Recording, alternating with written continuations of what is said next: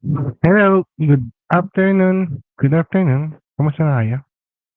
Narinig niyo ba ako? Dinig Hi. naman, sir.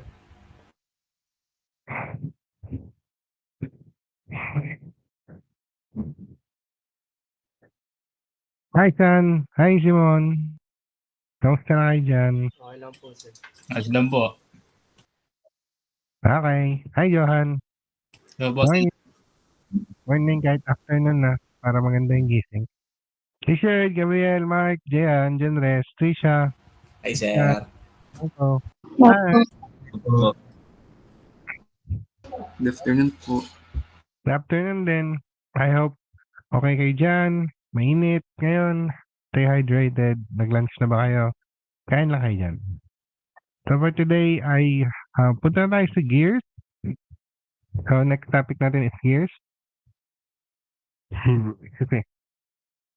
And sisimulan natin siya sa film viewing. Manonood ba tayo ng video? Gusto ko kasi makita niyo muna paano gumagana yung gear bago tayo pumunta dun sa mismong lecture niya. Okay. So I hope ready yung mga tenga nyo. Baka naka-earphones kayo. So paki-modulate lang ng volume. Hello. Welcome to our introduction to gears video.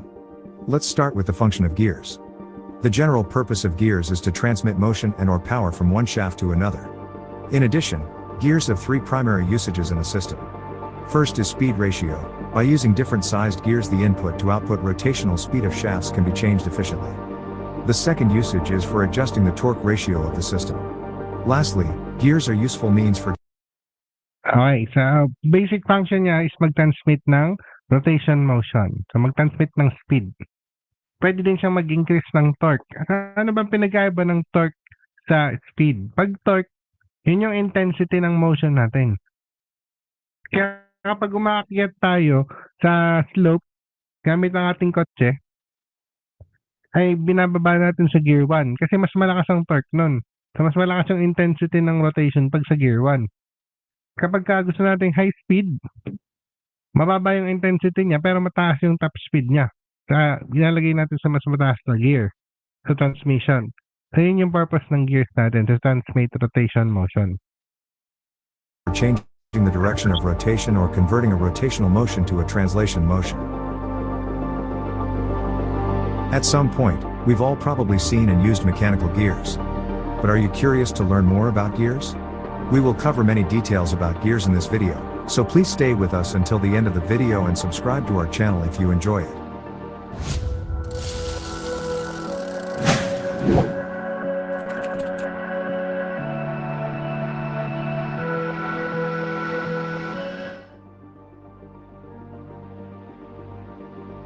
In this section, we will go through different types of gear and talk about their main characteristics. Spur gears are the most commonly used gears. They transmit power through shafts that are parallel. The teeth of the spur gears are parallel to the shaft axis. This causes the gears to produce radial reaction loads on the shaft, but not axial loads. Spur gears are usually used for low and medium speed applications, which are usually up to 3,600 revolutions per minute. They are not very often used in high-speed applications. This is due to the loud noise they produce at high speeds. The benefits of spur gears are a simple design, cheap production, and maintenance. Helical gears are used with parallel shafts similar to spur gears. However, helical gears have teeth that are oriented at an angle to the shaft, unlike spur gears which are parallel. This causes more than one tooth to be in contact during operation, and helical gears can carry more load than spur gears. Due to the better teeth meshing than spur gears, this makes them a better choice for high-speed applications. Also, they operate smoother and quieter than spur gears. On the other hand, helical gears have sliding contacts between the teeth, which in turn produce an axial thrust of gear shafts and generate more heat. So this makes them less efficient than spur gears due to tooth slippage. Bevel gears have a cone-shaped appearance and are most commonly used to transmit power between shafts that intersect at a 90-degree angle.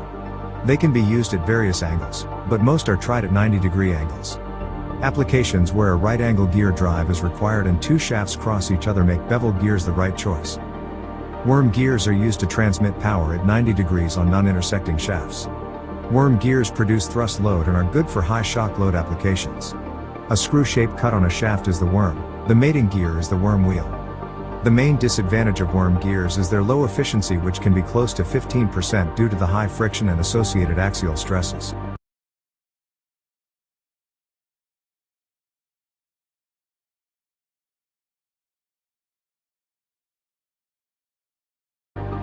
Next on the list, we have hypoid gears. They operate on shafts that do not intersect. The hypoid gear is offset from the gear center, allowing unique configurations and a large diameter shaft. The larger shaft diameter means they can have large pinion diameters and make them a good fit in torque-demanding applications.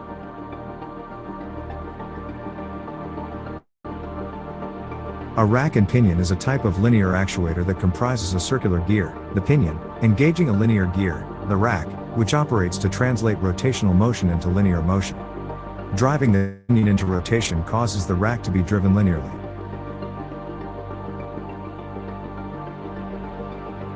The internal gear or ring gear has teeth inside of a ring rather than on the outside.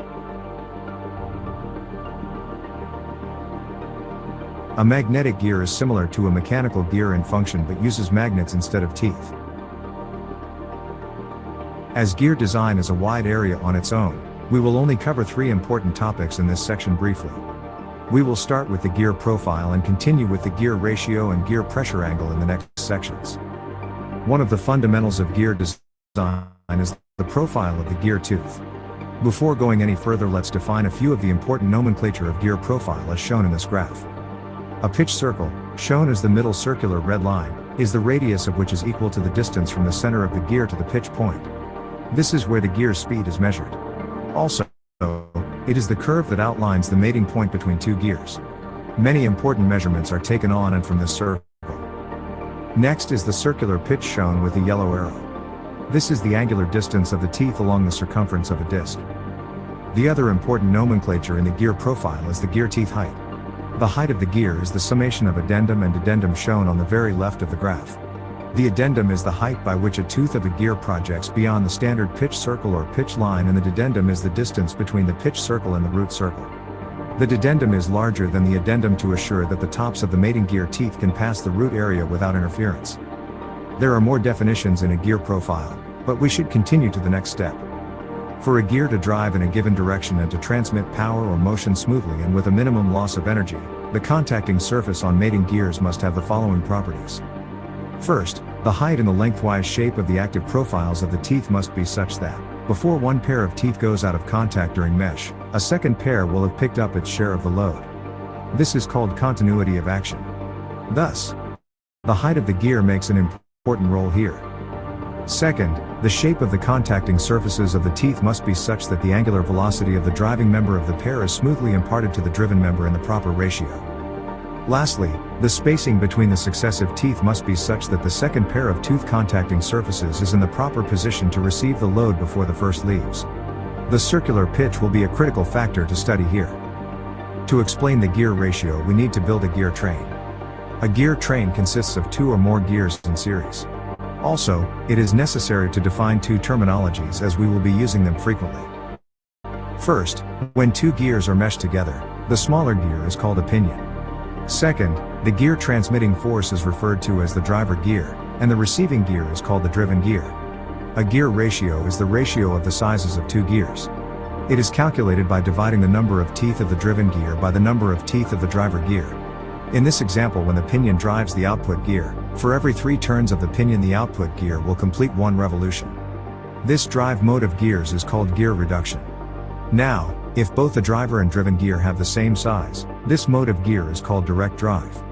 This means the ratio between the number of teeth if the driven and driver gear is 1. Thus, for every revolution of the driver or input shaft, the driven or output shaft will revolute the same number. Also, in the direct drive mode, the torque transferred between 2 gears are same. The last gear mode is called overdrive. As the name suggests, in this mode the driven gear rotates faster than the driver gear. When a larger gear drives a smaller one, for 1 rotation of the larger gear the small gear must complete more revolutions, so the output will be faster than the input. For our example, dividing the 10 teeth of the driven gear by the 30 teeth of the driver gear gets us 1/3. This means that the gear must turn only 1/3 of a revolution to get the pinion to make one complete turn. Also, in this mode, the output torque will be less than the input torque. So if we want to put all the 3 gear modes in one picture, we can make the following conclusion. Since the rated output power of a motor is a fixed value, speed and torque are inversely related. In the gear reduction mode shown to the left of the graph, a larger output gear is used, thus the output speed decreases and the available output torque increases proportionately. On the other hand, in the overdrive mode shown to the right of the graph, a smaller output gear is used, and this causes the output torque to decrease and the output speed to increase proportionally. So in conclusion, one of the primary purposes of the gear ratio is to increase the torque by reducing the speed and vice versa. This characteristic of gears provides engineers with the option to select different gear sizes in the design process of a device depending on the speed and torque requirement of the application. The other important aspect of gear design is the pressure angle. Pressure angle is the angle between the tooth face and the gear wheel tangent, and it gives the direction normal to the tooth profile. This angle is formed by the common tangent to the pitch circle shown with the horizontal black line in the graph and the line tangent to the base circles of the mating gears, also called the pressure line. The pressure line is normal to the tooth profile and can be shown in the graph by drawing a red line passing through points A and B. It is important to note that if the gear is positioned at the center of the graph, the angle between the horizontal black line and the red line is the pressure angle. A common value of 14.5 degrees was historically used in diametral pitch gearing. The basis for this selection was that this pressure angle allows for reduced noise in the gear mesh and exhibits a lower rate of wear. However, it was recognized by American Gear Manufacturers Association that a 20-degree pressure angle was more suited for most applications.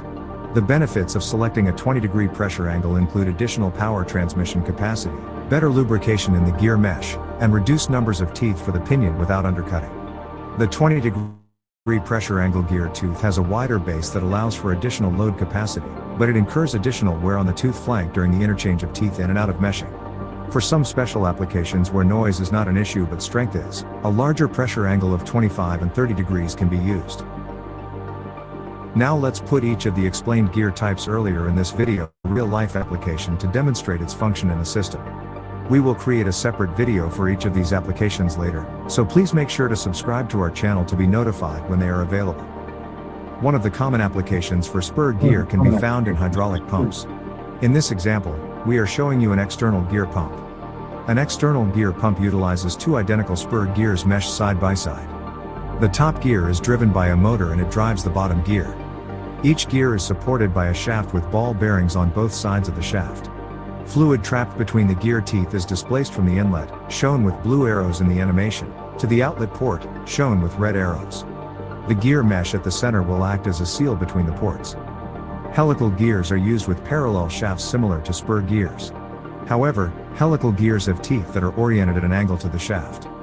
The gear teeth orientation is called the helix angle and is measured from the center axis of the gear as shown in this illustration. The helix angle for single helical gears is between 12 to 20 degrees. The helix angle causes more than one tooth to be in contact during operation, and helical gears can carry more load than spur gears. Due to the better teeth meshing than spur gears, this makes them a better choice for high-speed applications like inside vehicle transmission. A vehicle transmission is made up of a series of helical gears. The transmission takes power from the engine and delivers it to the wheels to help power the vehicle. In the next example, we will show the application of bevel gears inside a differential of a vehicle. Simply, a differential is a system that transmits engine torque to the wheels. It takes the power from the engine and splits it, allowing the wheels to spin at different speeds. The engine-to-wheel connection configuration requires the differential to transmit the torque with a 90-degree angle as shown in the animation. For this reason, bevel gears are a perfect fit to be used in a differential. Next, we have the hypoid gear, which is generally used in the rear drive axle of trucks. The rear drive axle is located between the differential and the driving wheels and transmits power between them. As explained earlier, the hypoid gear has an offset from the spiral gear. So what is the benefit of the offset? The reason for the offset is to lower the center of gravity and avoid a bigger propeller shaft tunnel. The hypoid offset causes a relative length sliding between the meshing flank surfaces and enlarges the diameter and spiral angle of the pinion. This leads to an additional dampening in the tooth mesh, increased contact ratio, and improvement in pinion strength. In addition, A larger diameter shaft can be used in hypoid gears, which enables the engineers to use larger pinion diameters. This makes hypoid gears a good choice for higher torque demanding vehicles such as trucks. Have you ever wondered how your luggage is delivered to you at the airport within minutes, or how thousands of items are transported in a factory with minimal effort, thanks to conveyor belts for making this possible? The belt on the conveyor is the platform for transportation, but what components enable it to deliver linear motion for its transportation? To understand this, we should take a look inside the gearbox of a conveyor belt. Inside the gearbox, you can see a worm gear set. The worm gear is the primary component, and it uses a screw shape to turn the worm wheel, which translates the rotational motion to a linear motion. Also, the other purpose of using worm gearboxes is to reduce speed to slow down conveyor belts and in the meantime transmit higher torque from the electromotor. Next up, let's take a look at an example most people interact with on daily basis, the steering wheel of a car. The steering wheel assembly primarily controls the direction of a vehicle. But what type of gear enables this motion? The rack and pinion is a type of steering mechanism with a pair of gears that convert the rotary motion into linear motion. This system consists of a circular gear called pinion that engages with the teeth on the linear gear shaft called the rack. If we look inside the steering mechanism, it consists of a pinion at the end of the steering column that meshes with the rack. The pinion is fixed to the steering column at its end. It meshes with the rack, which moves either to the right or the left side depending upon the movement of the pinion.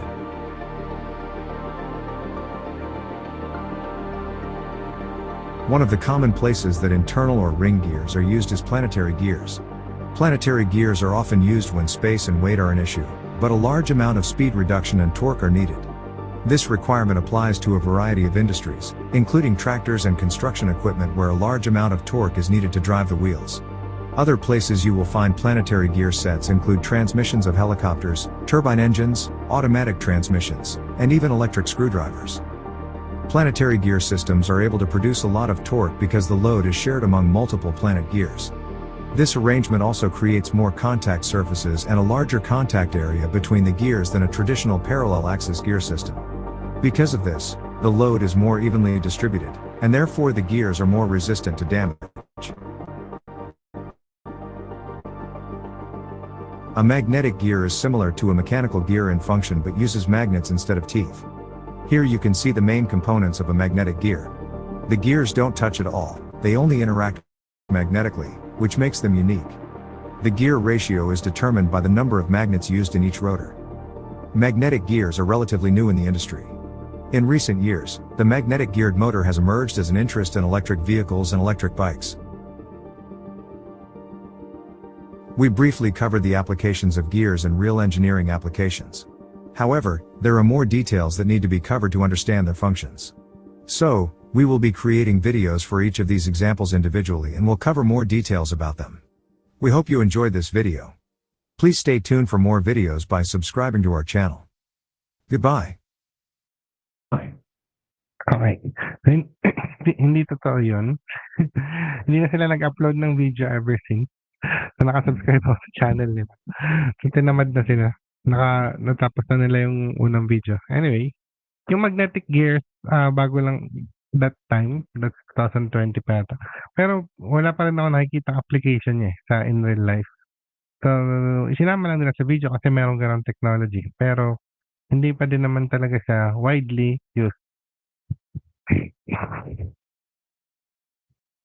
Anyway, maganda, sinimulan ko dun sa video kasi dun sa lecture natin, puro pictures naman dun eh. Puro text. So, it's hard to imagine paano ba yung movement ng gear. And pinakita na dun yung different types at kung ano yung uses niya. Maganda, binigay na nga yung profile niya, anong itsura niya. Tapos, pinakita pa kung paano siya ginagamit. Ngayon, dito sa lecture natin, doon tayo punta ngayon sa technical part niya. Ano ba yung mga technical terms na ginagamit natin pagdating sa gear? Sa gear, ito introduction, hindi naman ako masyadong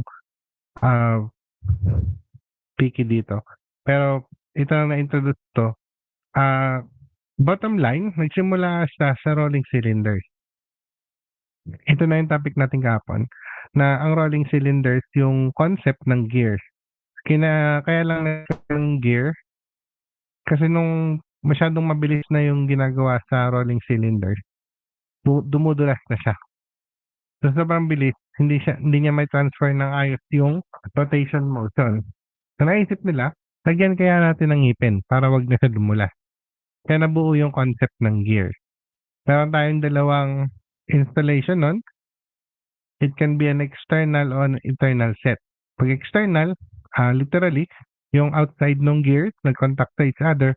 Pag internal, outside to inside. Ganito yung itsura niya.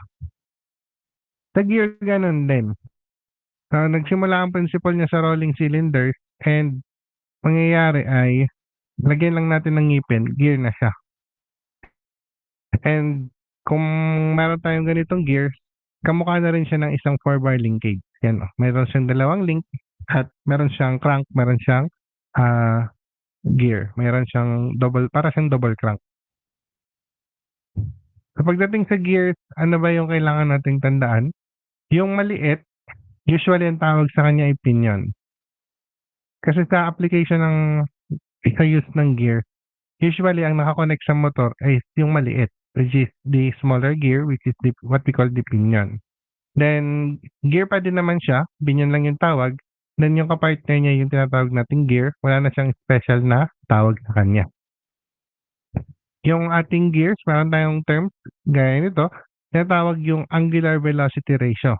So, ito angular velocity ratio is yung ratio ng radius ng input gear dun sa output gear. Ang input gear natin, yung driver. In this case, yung pinion. Then ang output, ito yung driven. Ito yung pinapaikot ng ating pinion. So, ito lang siya. Radius over radius. So, since it is a ratio, wala tong unit. Maka-cancel out yung unit niya. Yung radius natin is inversely proportional sa ating angular speed. Kaya kung angular speed naman yung given, it is outside over inside. Driven over driver. Pero pag radius or diameter, it's driver over driven. So yun yung angular velocity ratio. Nabanggit ko kanina, if we will use a transmission sa application ng gears, binababa natin sa gear 1 yung ating transmission kapag may mga slope tayo kasi kailangan natin ng mas malakas na torque, mas malakas na intensity ng pag-rotation. So, ibig sabihin, ang angular velocity ratio ay inverse lang ng torque. Kaya meron tayong tinatawag na torque ratio. So, kung may angular velocity ratio which pertains to speed, meron tayong torque which pertains to the intensity nung lakas ng ating pag-ikot. Then, ito na yung relationships nila. Yung ating contact, kung saan nag-contact yung gears natin o kahit lang doon sa rolling cylinders, kung saan sila nag-contact, yun yung tawag natin is pitch point. So, yan yung ating gears. Then, kapag tuturuan ko kayo kung paano mag-drawing ng gear, tooth, paano, yung ano bang itsura ng ngipin ng gear, tuturo ko sa inyo kung paano i-drawing. Next meeting, which will be Sunday. Again, wala tayong meeting sa Saturday.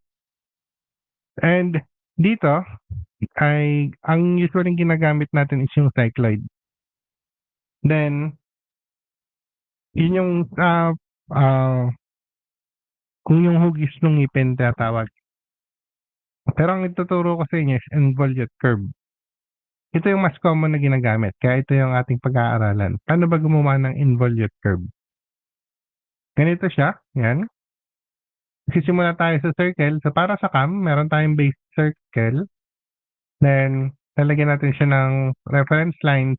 Pabubuo na natin tong involute curve. So, itong involute curve, yan. Ganyan yung itsura ng ngipin ng gear. Hindi siya yung straight na parang nakakatusok. Maraming terminologies tayo pagdating sa gear. Gagaya nito. Itong nasa right side, ito yung center ng pinion, kaya OP, origin, center ng pinion. Then, ito center ng gear, OG. Then, we have the center, parang tayo tinatawag na transmission angle or the axis of transmission, pressure angle. So, sa pitch point, pag ginawa natin siya ng line, then ginawa natin ng angle na magta-tangent dun sa ating pitch circle na tinatawag. Ito yung pitch circle niya. Yan o, pitch circle. Itong pitch circle, ito yung magiging reference natin nung tinatawag nating addendum at saka dedendum. Ang addendum, yung height ng ngipin after ng pitch circle, then yung dedendum, yung height ng ngipin below the pitch circle. So later on, mapapaliwanag ko pa uli yun sa inyo. Pero meron tayong tinatawag na pressure angle. Nabanggit to sa video kanina. Itong pressure angle, ito yung given. Kapag nagde-design tayo ng gear, dapat may nakaset tayo. Ano ba yung pressure angle ng gear natin? And ang usually ginagamit is 20 degrees. So itong 20 degrees na ito, ito yung tinatawag natin pressure angle. May axis of transmission tayo dito. Then, ito na yung susundan natin para ma-drawing natin yung ating gear. So we have addendum, then we have the radius of the gear, radius of the pinion, then we have base circle, lahat yan, may count natin pag nagdo-drawing na tayo ng gear. Then, sa involute tooth form, ito na yung ating contact ng ngipin. So we have what we call the center distance. Itong center distance, yung layo ng gitna ng gear at saka pinion. Literally, distance ng center. Then, we have the angle of recess and the angle of approach. Then we have the beginning contact and leaving contact. So, ang beginning contact, dito nagsimula ang lapat ng ngipin. Kaya beginning contact. Then yung leaving contact, ito yung last contact bago maghiwalay yung ngipin. So, kaya ang tawag sa kanya, pagka beginning contact, yung angle na mabubuo niya sa center line, ang tawag sa kanya is angle of approach. Yung angle na mabubuo niya dun sa center line, dun sa leaving contact, ang tawag sa kanya ay angle of recess. Then, kung gaano kahaba yung distance nitong beginning contact at saka nitong leaving contact, ang tawag dyan is length of action, which is denoted by the variable letter Z. So, hindi siya length of action. Dahil length of action, variable letter Z. Itong Z kasi mako-compute natin to. Para malaman natin yung design natin, gaano ba kalayo dapat to. So, kapag nagde-design tayo ng gear tooth, pwede natin to i-consider. Itong formula lang ito, hindi ko ito ipapasaulo sa inyo. Gusto ko lang ipakita sa inyo na merong ganito. So, yung angles na tinutukoy dito sa cosine tsaka sa sine is pressure angle. Hindi din naman tayo magsasolve dito sa exam. More on focus tayo dun sa cam design at saka dito sa gear transmission. Then, we have the pressure angle. Again, nung unang mga design, ang pressure angle na ginagamit is 14.5. Kaso, napansin nila, nawe-wear and tear agad yung ngipin ng gear. Kaya nag-adjust sila, ginawang 20. And in some cases, yung mga heavy torque daw, ginagawang 25. But ang most common talaga is 20 degrees being the most common used. And 14.5, halos hindi na siya ginagamit sa actual practice. Yung center distance natin, kapag kasi nagde-design tayo, what if pagdating dun sa actual, ginagawa na natin yung gear, nagkaroon ng adjustment dun sa design? Dapat wala. Kasi ipapakita natin na kapag ganito yung design, halimbawa, itong nandito sa kaliwa, ito yung original nating design, correct center distance. Kapag ka nagdo-drawing tayo sa site kung saan natin ikakabit, dapat kung ano yung center distance na na-compute natin sa design, dapat yun ang susundin. Kasi, kapag hindi natin sinunod yung center distance, halimbawa, tinabi dito, what if hindi nasunod yung distance ng ating gear? Kita dito, lalaki yung pressure angle.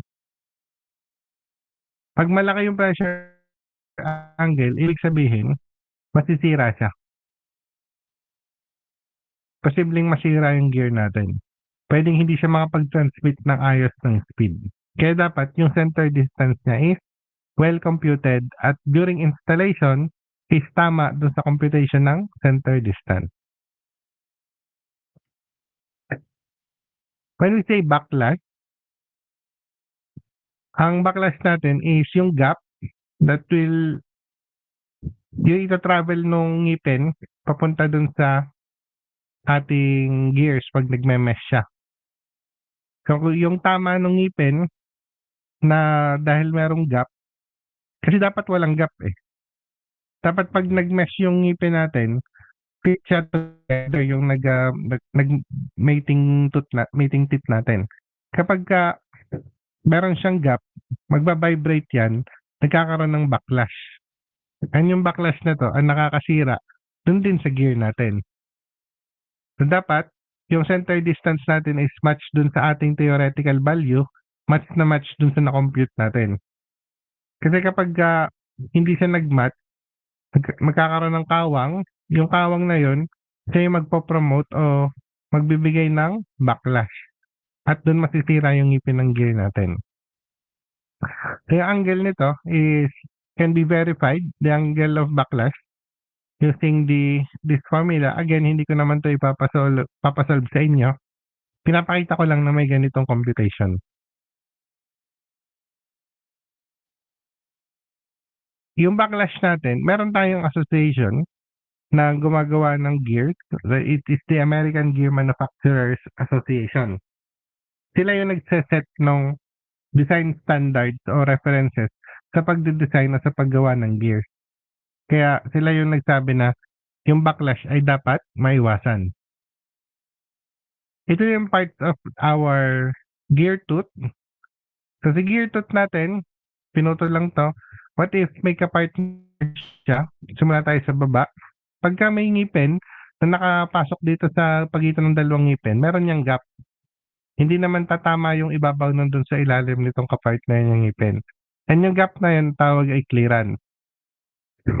Pagka nagdo-drawing tayo ng gear, meron tayong reference circle, tinatawag nating base circle at pitch circle.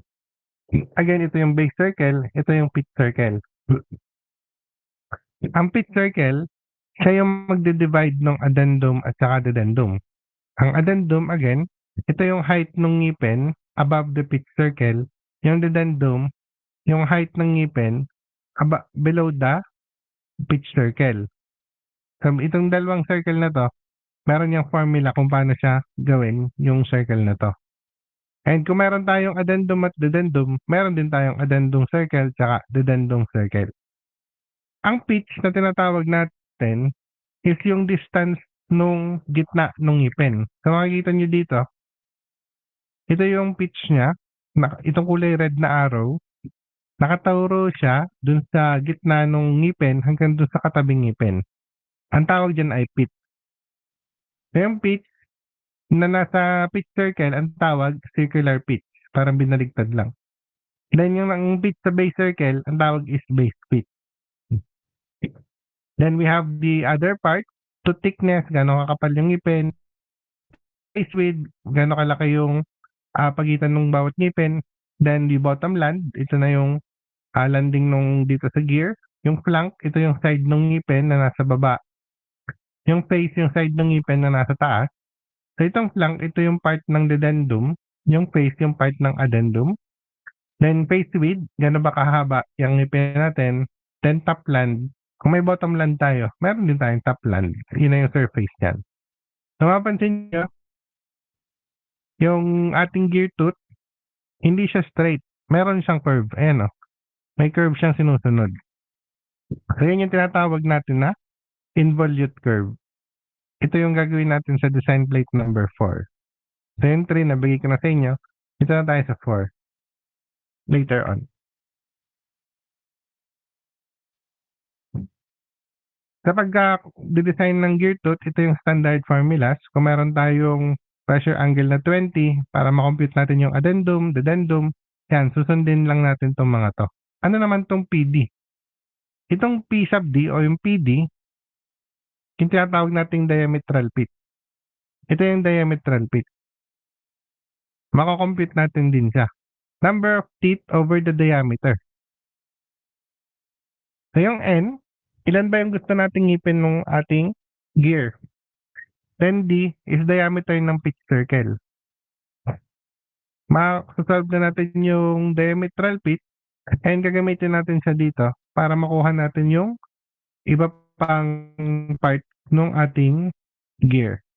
So, ito yung ituturo ko sa inyo para sa design plate number 4. And ganito yung itsura niya. Kapag pressure angle natin is 14.5, ganito yung itsura ng curve ng kanyang ngipin. Pag 20, ganito. So 20 yung gagamitin natin sa design plate. Then 25, ganito yung itsura niya. So habang lumalaki, lumiliit, kumikitid yung ating ngipin. Ito yung mga reference natin kapag nagagawa tayo ng diametral pitch. So kapag ang number of teeth natin is ganito, may number siya. Ang 11, ito yung diametral pitch. So, kung ano yung diametral pitch na masusukat natin, ito yung ating gagamitin para doon sa design ng gear. Meron din naman yung limitation. Tinatawag tayong coarse, tsaka fine, tsaka module. And madali naman siyang ma-compute. Ito siya. Kapag ang diametral pitch natin is less than 20, so again, ito yung diametral pitch. Ang less than 20 dito is this one, 18, 16, 14, 12, 11, 10, 9, 8, 7, 6, 5, 4. Ang tag sa kanya is coarse. Then, ito yung diametral pitch natin. Itong 1 hanggang 18. Then, kapag ang diametral pitch natin is 20, equal to 20 and above, hanggang 120, kagaya dito sa picture, dito hanggang 80 lang yung pinakita pero may mas maliit pa dyan. So, pwede siyang umabot hanggang 120. Then, pagka tayo kasi nag-drawing din ng gears, meron din tayong kailangan i-consider yung tinatawag na interference saka undercutting. Pag interference is yung ngipin ng ating gear tumatama dito sa dedendum ng kapartner niyang gear. So, nangyayari dito, nauuka. Kinakayod nitong gear ng base circle, itong ibaba ng ating, yung dedendum ng ating isa pang circle. Kapag kinukuha niya yan, ang tawag dun is undercutting.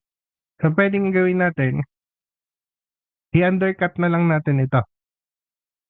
Ibig sabihin, tayo na mismo yung magtabas para hindi na siya mahukay itong kapartner na gear. Kasi kapag wala nito undercut, hindi magtutuloy yung pag-ikot ng gear natin. So kapag halimbawa tayo ay nagde-design ng gear, para wag na tayo mag-undercut, sundin na lang natin to. Kapag ang pressure angle natin is 20, dapat yung number of teeth na gagamitin natin is more than 18. Kapag mas mababa dyan, magkakaroon na yan ng undercut. Pag ang pressure angle natin is 25, dapat more than 12, 14.5, 32. So, mahalaga lang tandaan natin dito is yung 18. Kasi 20 naman yung gagamitin nating pressure angle. So, dito ay meron kasi tayong hub na tinatawag. Yung hub, parang template na ilalapat sa bakal, ipupukpok sa bakal para mabuo yung gear. So, pag ganun ang gamit natin, ito naman yung minimum number of teeth niya, 21.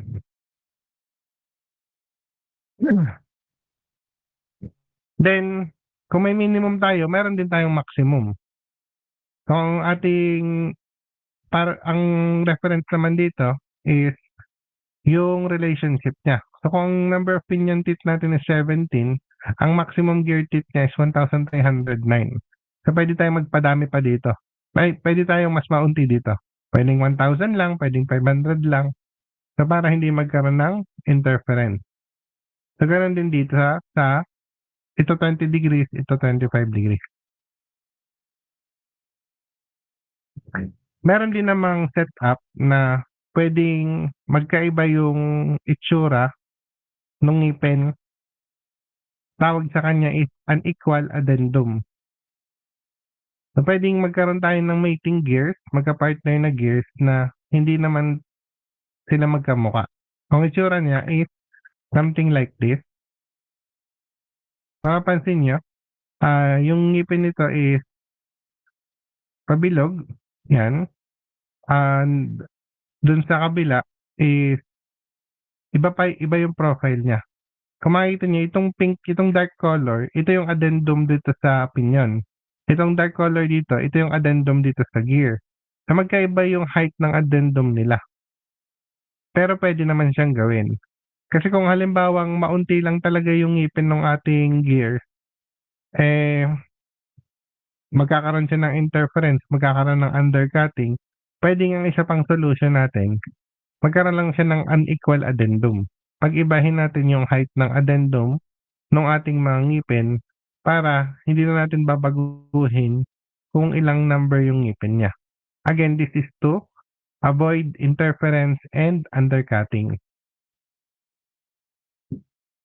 Contact ratio, para lang malaman natin gaano ba karami yung contact niya. Again, itong Z, ito yung formula niya. Itong base pitch, ito yung formula niya. Hindi ko naman ito ipapasa ulit sa inyo. Sa mechanical engineering kasi, meron kaming subject na machine design. And dun siya inaaral, itong part na to. Ito kasi sa atin, machine element, makakapag-take lang siya ng machine design pag pumasa sa machine element. So I don't know if may ganun din sa inyo. Then yung contact ratio, maganda, dapat 1 siya. At least 1:1. May isang ngipin na nakakonect sa isa pang ngipin. And kapag mababa siya, it will cause vibration, oscillation, and noise. And yun yung magdudulot sa pagkasira ng ating ngipin. So yung spur gears, usually daw, nasa 1.4 to 2. So the bigger the number, the better. Yun yung ating tinitingnan pagka nagde-design ng gear. So that's it for today. Ginawa natin is film viewing tayo. Nagpakita ko sa inyo ng animation ng gears and saan ba siya ginagamit, ano yung different types niya. Then nagpaliwanag ako sa inyo ng principles nung sa gears, ano ba yung mga tinitingnan natin kapag technical terms, ano yung ginagamit na terms pagdating sa gears. Kasi later on, magdodrawing tayo ng gear. So, yun lang. Again, Saturday, wala tayong class. Dedicate natin yun sa time para magawa nyo yung design plate number 3. I have uploaded the videos naman and the lecture para madrawing nyo yung design plate number 3. Then, Sunday, meeting ulit tayo.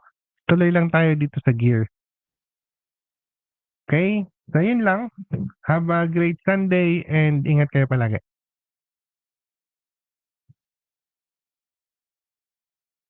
Thank you po.